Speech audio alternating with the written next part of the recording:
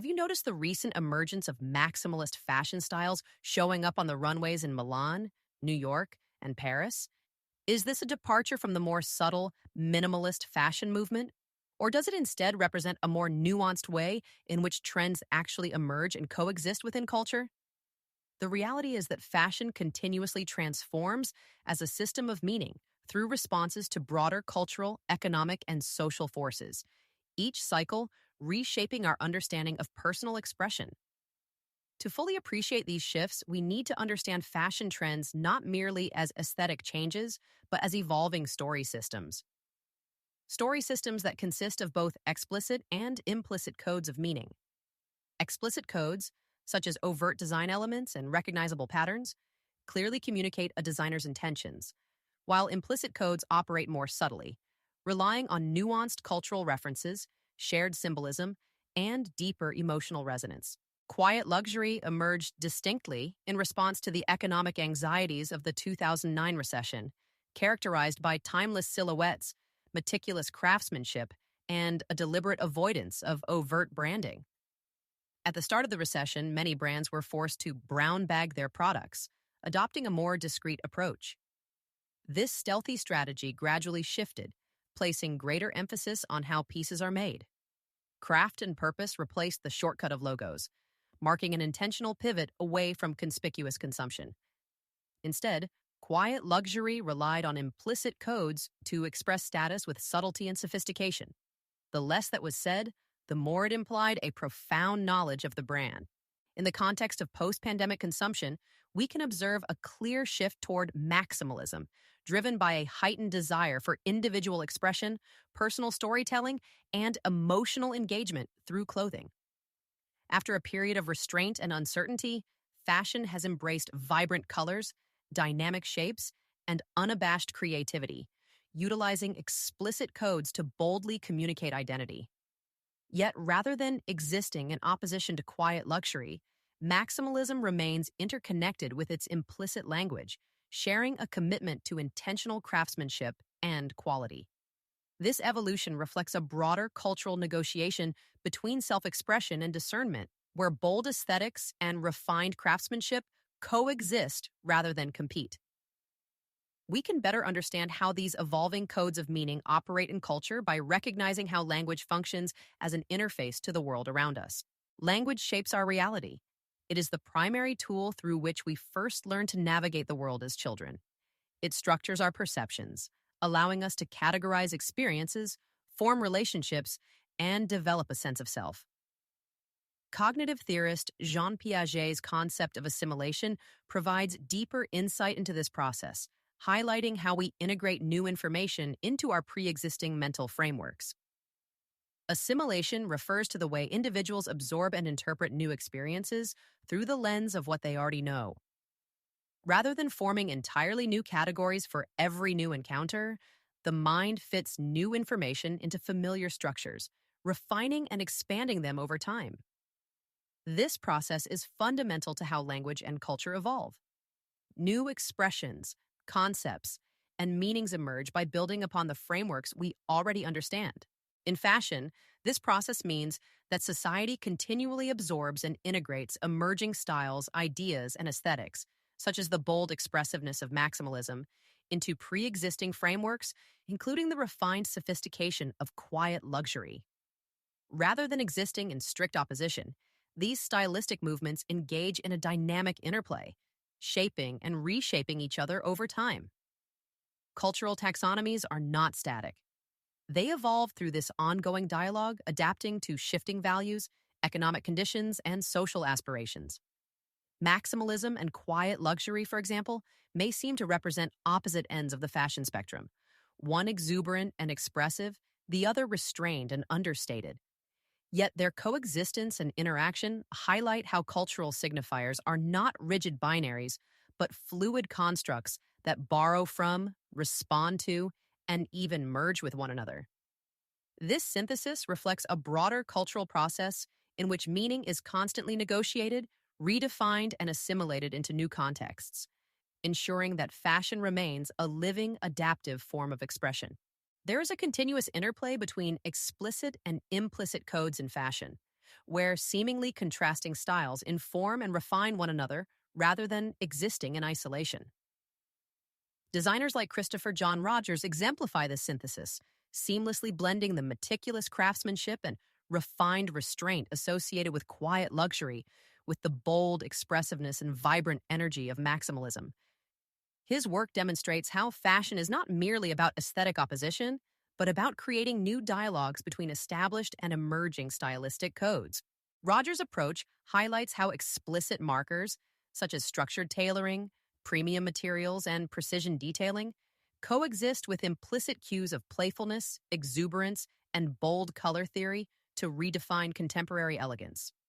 Rather than treating these elements as separate categories, his designs use color, silhouette, and texture to strike a balance between sophistication and spectacle, illustrating how the boundaries between quiet luxury and maximalism are more porous than they appear.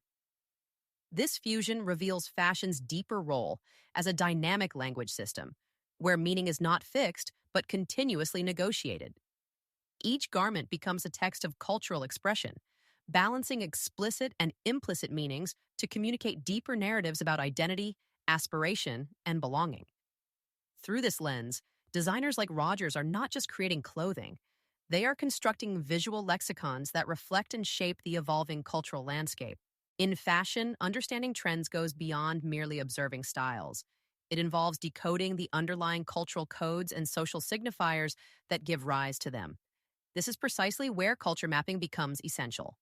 Culture mapping is a method of analyzing cultural patterns by identifying the symbols, narratives, and behaviors that shape collective meaning. By employing culture mapping as a socio-linguistic framework for inquiry, analysts can systematically identify and interpret the interplay between emerging fashion movements such as quiet luxury and maximalism, and contextualize them within broader cultural frameworks. This method reveals not just surface-level changes, but deeper shifts in societal values, behaviors, and aspirations.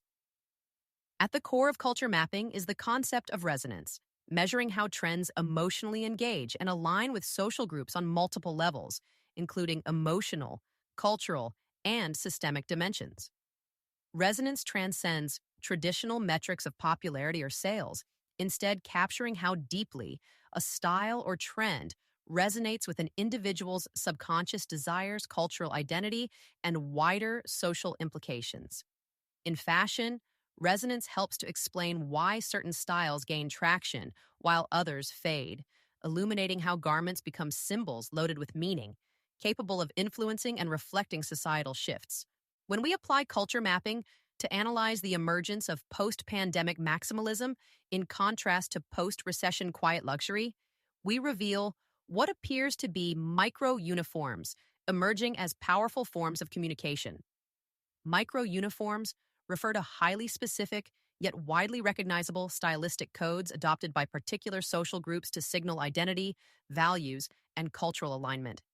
These sartorial cues function as visual shorthand, instantly conveying membership within a subculture, profession, or ideological movement. In the case of maximalism and quiet luxury, these micro-uniforms manifest in distinct aesthetic choices, whether through the opulent layering, bold prints, and eclectic styling of maximalism, or the understated, impeccably tailored, and logo-averse approach of quiet luxury. For example, the explosion of dopamine dressing, where vivid, clashing colors, exaggerated silhouettes, and rich textures converge, demonstrates how maximalist fashion codes extend beyond individual garments to communicate a sense of optimism, defiance, and self-expression in response to cultural shifts. Designers such as Christopher John Rogers and Richard Quinn exemplify this, using dramatic ruffles, hyper-saturated color palettes, and oversized floral prints to craft a visual language of exuberance that pushes against conventional minimalism. By examining these patterns through culture mapping, we can see that these evolving signifiers do more than reflect aesthetic preference. They reveal a growing knowledge and engagement with the system of fashion itself. As fashion shifts toward reshoring, on-demand production, and participatory design, micro-uniforms may become even more integral, not just as static markers of belonging, but as active frameworks for participation. Rather than simply signaling affiliation, Micro-uniforms serve as entry points for deeper involvement, acting as templates that facilitate a closer relationship with design, process, and technique. In this evolving landscape, individuals are no longer just consumers of pre-existing stylistic codes. They are becoming co-creators, customizing and iterating upon their chosen micro-uniforms through emerging technologies like AI-assisted design, small batch production, and regenerative materials. As fashion manufacturing continues to adapt, these shifts point toward a more modular and adaptive system where micro-uniforms evolve as fluid, personalized expressions rather than rigid, predefined trends. By bridging heritage craftsmanship with future-forward innovation, micro-uniforms open up new possibilities for both personalization and cultural storytelling, positioning fashion as an increasingly participatory and dynamic space, a true ever-evolving language of identity. So, when we talk about fashion's role, especially in times of uncertainty, it's not just about trends or fabrics. It's about how style intertwines with identity and our evolving relationship to the value chain. Fashion isn't just a conversation between trends. It's an ongoing dialogue about how we see ourselves, how we connect with others, and how we navigate the world. It is where individual and collective identity intersect. The rise of micro-uniforms in the connection between quiet luxury and maximalism reflects a deeper shift, one that moves beyond seasonal aesthetics into evolving systems of participation. Whether through the precision and restraint of quiet luxury or the bold, expressive energy of maximalism, these aesthetic identities highlight the interplay between individual storytelling and collective belonging. And as cultural signifiers shift, so too does the function of fashion itself. What was once a means of passive consumption is transforming into a space for active engagement, where individuals contribute to the evolution of style through customization, reinterpretation, and deeper involvement in the production process. Fashion is, at its core, a language, and as its expressions evolve, so too does our ability to shape and be shaped by the world around us. Each stitch, each texture, each choice, it all has meaning. And on that note, we'll wrap up here.